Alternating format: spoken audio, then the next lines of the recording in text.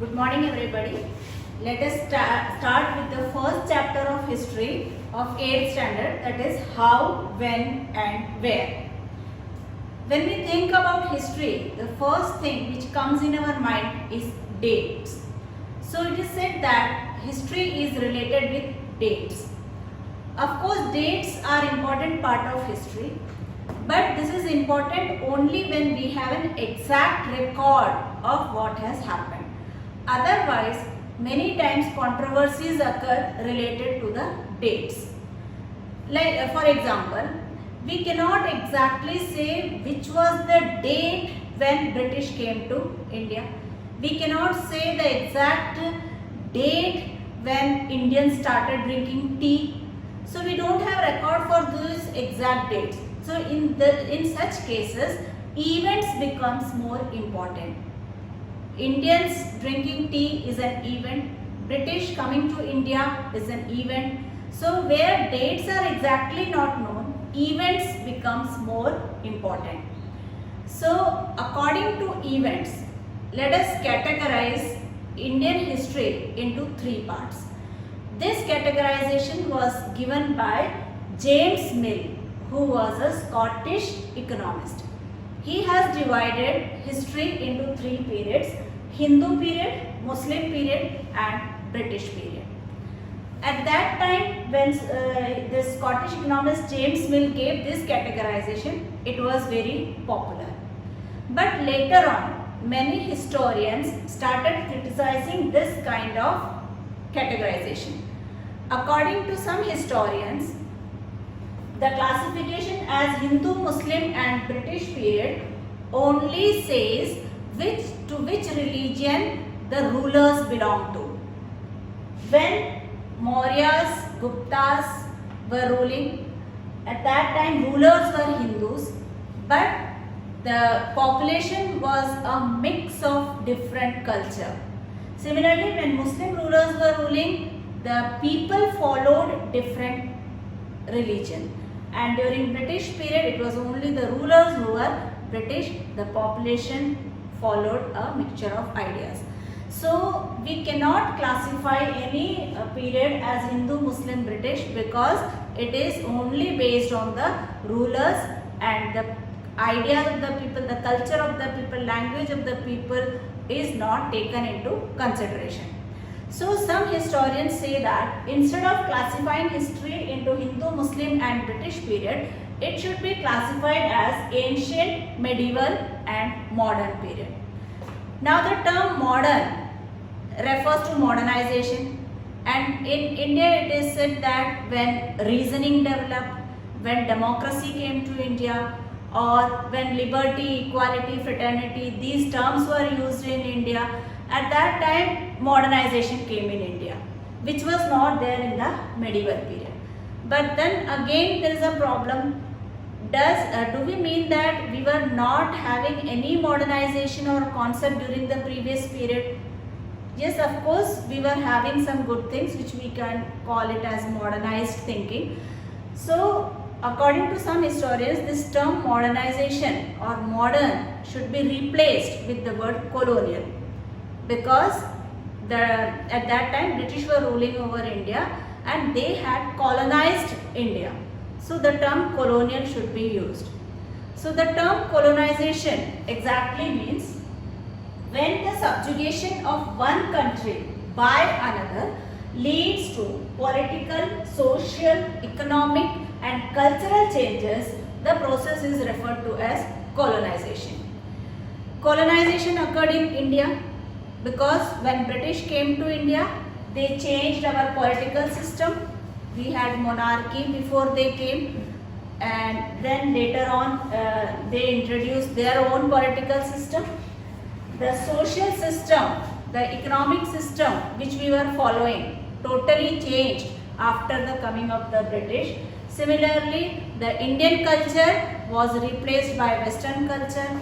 So because of so many changes, we can call that India was a colony of British and this colonization occurred in India.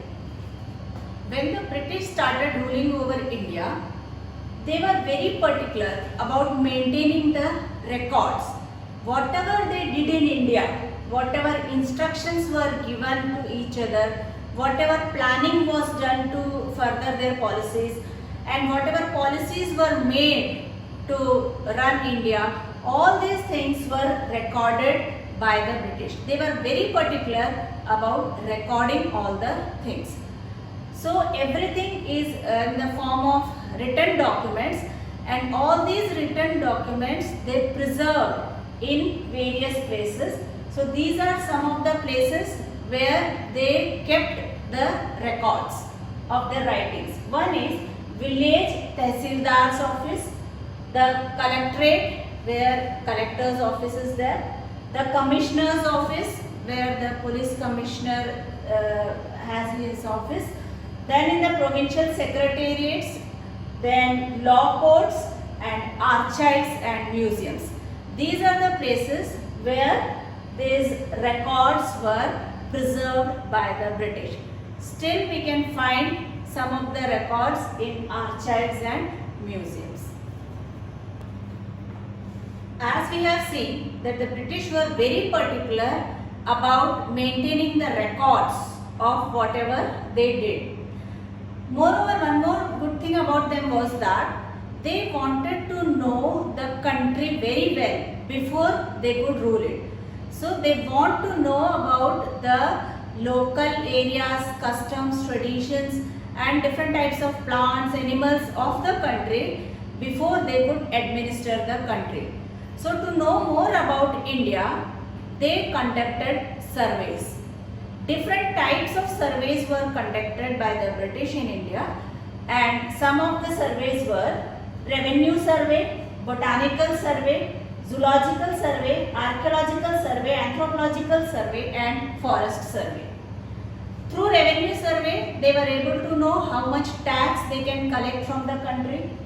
Through zoological survey and botanical survey, they can come to know the types of animals and plants available in India, because they want to know more about Indian culture, Indian history, Indian traditions before they could administer.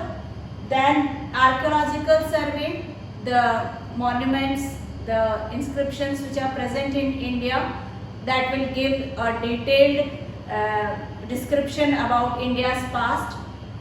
Anthropological survey, they wanted to know the origin of mankind, then the culture of India. So anthropological surveys were conducted and forest surveys were conducted to know the resources which they can get from forests.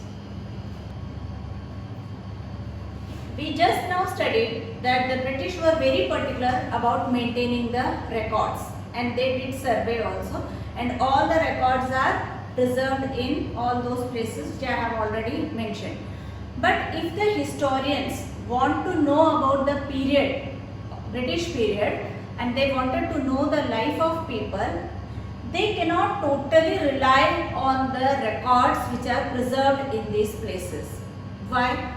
Because all these records mention only one side of the view, and that is the British view. The British always preserved and wrote what they thought about India, what was their interest related to India, and what they wish to preserve for the future generations to come. That means mostly the positive aspect of the British were written in the British records, and all the official documents and records only show one-sided news. If we want to know the real aspect of India at that time, we should also read the diaries of common people, accounts of pilgrims and travelers, autobiographies of important personalities, and popular booklets which were sold in the local bazaars. These people recorded what they feel about the British rule in India. So, for historians to write history, not only British official records, but these books and documents related to common people is also necessary. So this is all about the chapter how, when and where.